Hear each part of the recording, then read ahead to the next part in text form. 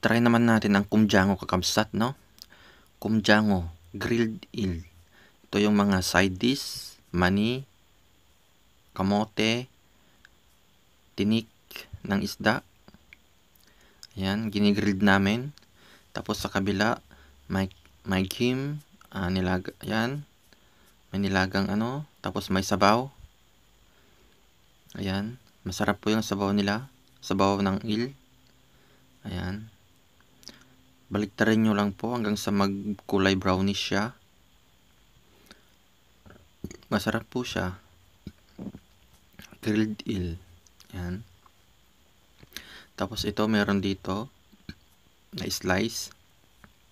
Mga dahon. Kinip. Ayan, may sibuyas. Tapos yan, may dahon din. Sauce. Ayan. Kunin mo yung nahiwang mga dahon-dahon.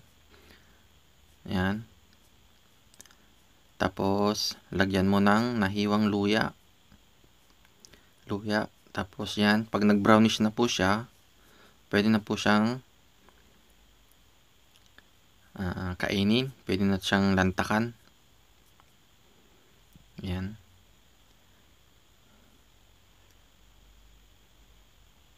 Ayan, tinetesting niya. Free taste.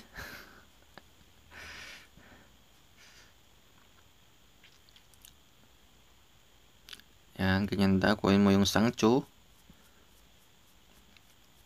Lagyan mo ng ganyan, yung mikos-mikos na sauce.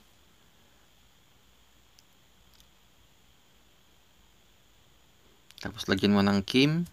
Pinainit na kim.